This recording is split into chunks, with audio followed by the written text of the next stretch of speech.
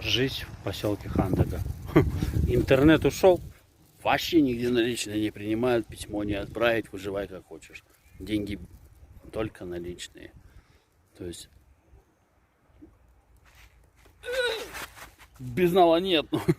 Но здесь, гуляя по поселку Хандага, нашел очень такое красивое здание. Во, целая библиотека. Во всей Якутии такой нету. Макароны Макфа 400 грамм, 75 рублей. Макароны Макфа 82. У нас самое важное, сахар 78 рублей за килограмм. Капец, я дурею с этих цен. По овощам пройдемся. Помидоры Новичок 225 рублей за килограмм. Узбекистан 225 также. Эти супер такие крутые навороченные 285 рублей. Так, виноград евро в ассорти 487 рублей. Виноград евро в ассорти, такой же виноград. Также так, сливки узбекские 367 рублей. Абрикос узбекский 367 тоже. Капуста 78 рублей за килограмм. Картошки нету. А вот эта сетка стоит 603 рубля. Цена 117 рублей за килограмм. Республика Саха-Якутия, поселок Хандага, 9 июля 2020 года. Россия занимает лидирующее по экспорту нефти, газу, но в отдаленных поселках до сих пор топят углем.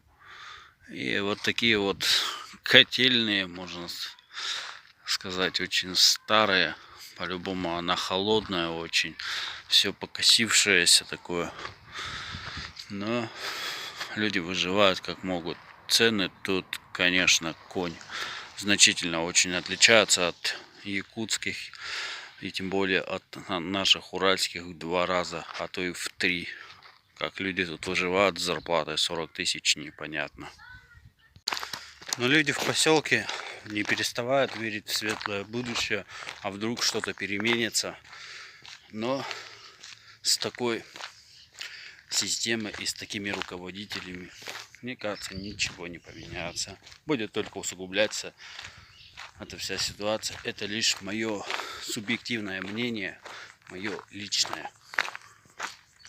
Чтобы людям выжить, им приходится строить вот такие теплицы. В них выращивают огурцы, помидоры, все, что нужно.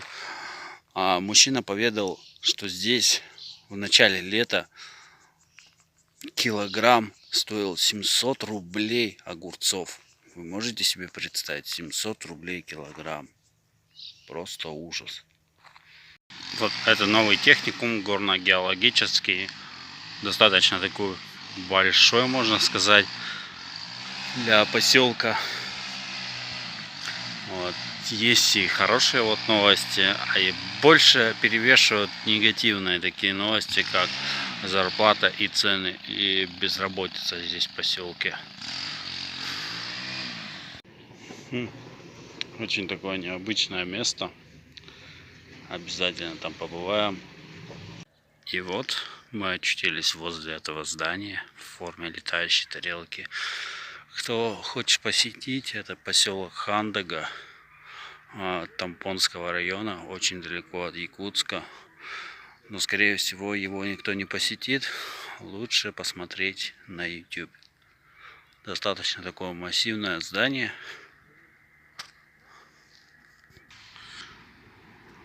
А то с другого ракурса. Предполагаю, что здание где-то 2013 года постройки.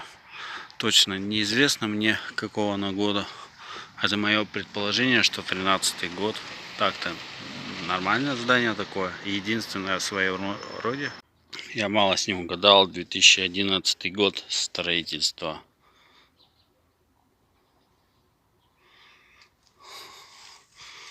Третьего, 02. Что-то вот так вот выглядит. Это был проект. Такой вот. Стал вот такой. Ну и соответственно. И тут же есть памятник строителям Магаданской трассы, посвящается. Вот такой вот памятник, красивый достаточно. Может кто-нибудь и даже вспомнит, что такие магазинчики раньше были. Даже в крупных городах, по-моему, такие магазинчики были. Но они сейчас остались только в отдаленных улусах. У нас такой был магазин, но он сгорел. Вот. Напоминание, осколки. Что там внутри? А внутри ничего нет. Только одна разруха. Соответственно, тут также ничего внутри нет. Одна разруха. Также тут и есть и современные дома. Я прошел очень много сейчас по поселку. Где-то минут 15, наверное, иду. И только вот один дом современный нашел. Нашел такую штуку интересную. Даже не знаю, что это такое было. Скорее всего, может предположить могу, что какая-нибудь загрузочная платформа, может, или что-то такое. Пишите ваши предположения в комментариях, что это такое. Оказывается, это река судоходная. Вот стоит небольшой такой кораблик. Видимо, пришел недавно. Река такая широкая. Вы посмотрите, какие тут красоты. Очень красиво тут. Даже тут на севере осколки некогда легендарного завода ЗИЛ, вынуждены догнивать свой век. Вот в таком состоянии. Легендарные автомобили ЗИЛ. А от завода осталась одна лишь только проходная. Жалко и грустно, что такой легендарный завод погубили. И тут же рядом лежит тоже некогда легендарный мотоцикл, точнее остатки от него, рама от мотоцикла Урал. Тут дальше тоже лежит коляска от этого же мотоцикла, повидавшая виды. И это все здесь лежит возле развалин. А эти штуки не догадаетесь, для чего они? Скорее всего, нет. Эти покрышки служат для выравнивания ледника, зимней дороги, прогребания. Достаточно такое гениальное решение. Все просто. 3 колеса от Кировца. И все, дорога чистая. Тоже такое разваливающееся здание. Не знаю, что за здание. Может, сейчас пройду. Там на входе может написано, что это было. Я вам тут скажу, тут большая очень территория. Заброшенная такая. Может и не заброшенная. Но здесь есть такой нюанс. Алюминиевые провода валяются бесхозные, прикиньте. У нас бы на Урале это все бы давно бы алкаши сдали, пробухали. И было бы у них счастье. А тут просто все валяется бесхозное. А там в кустах лежит погрузочный ковш. Такой же, как в Припяти. Заброшенный, никому не нужный. Зашел на заправку посмотреть, сколько цены на бензин. 92-й 1 литр стоит 54,70. Солярка 61,70. Прикиньте, тут такие древние колонки заправочные. Я такие колонки видел последний раз в 2005, наверное, году. Или в 2004. В 2004 раз последние такие колонки видел. И все. А здесь они существуют. Если окунуться хочешь в прошлое, приезжай. Посмотри сам. Саханефтегаз. Как мне сказали, тут большое углехранилище для всех котельных, которые тут прилегают рядом. Склад, можно так сказать. Также там же вдали у этого же склада видно то, что там новые котельные. Скорее всего, новые котлы стоят, поэтому старые закрывают котельные и делают все в одну. Маленький такой поселок, но стройка все равно идет. Строятся вот такие вот небольшие дома, но технологии оставляют желать лучшего, потому что стенки очень тонкие, а погода здесь на севере очень крайне такая непредсказуемая. Здесь, по крайней мере, в Хандаге я не знаю, сколько температура здесь достигает. Я предположу, где-то градусов 50, наверное, примерно. Подходя к таким памятникам, у меня сразу мурашки по коже начинают идти, потому что вот такие герои, несмотря они на все, шли и воевали за родину. Это та страна, и которая страна развалилась. Никто не забыт, ничто не забыто. Нет. Может быть, показаться это странным, если бы эти видели ветераны, за что они воевали и что сейчас стало с той страной. Они бы просто за голову взялись. Но все равно они совершили подвиг, несмотря ни на что. Вот их имена.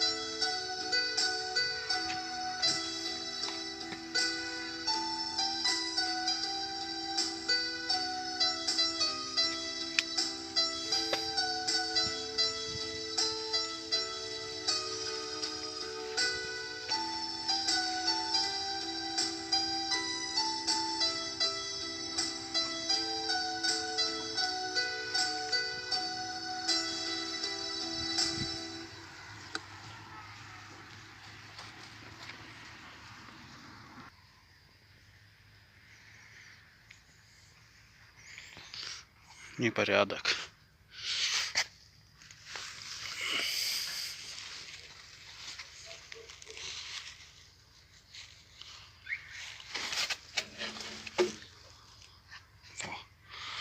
Вот так вот лучше. Непорядок. Я почему-то сразу увидел издалека, что это что-то паровозное. Почему-то мне это так подумалось. Смотрите. Паровозный котел ЖД 1933 года. Бирочка. Ну, он в таком плачевном состоянии, конечно. Здесь наварено все. Да, повидал он виды. Здесь он обрезанный. Просто печка вставлена.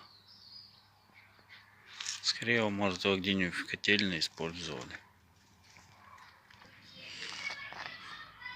А, это всем знакомая вагонетка. У нас даже такие на заводе до сих пор используют. Тоже откопанная какая-то.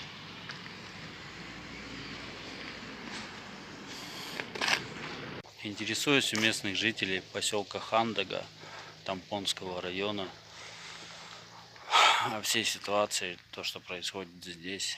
Они говорят, что ну все так же, как во всей стране, все разваливаться потихоньку. И подходя, спрашивая, даже не спрашивая, ходя вокруг снимая, они так между собой говорят: вот смотри, какой-то хрен снимают. А я подхожу, говорю, что я независимый журналист, и тут снимаю все, что происходит у вас, какая ситуация, какая с зарплатами. Короче, все печально, конечно, но положительные моменты есть, они никуда не делись. Но положительные моменты никуда не делись. Хоть тут что-то строится, хоть маленькое какое-то движение есть. А в других населенных пунктах, где я был, так печально очень все. Запустение одно, стабильность, рывок и толчок. Голосуйте дальше за эту стабильность. С вами был Сергей Тихий. Пока-пока.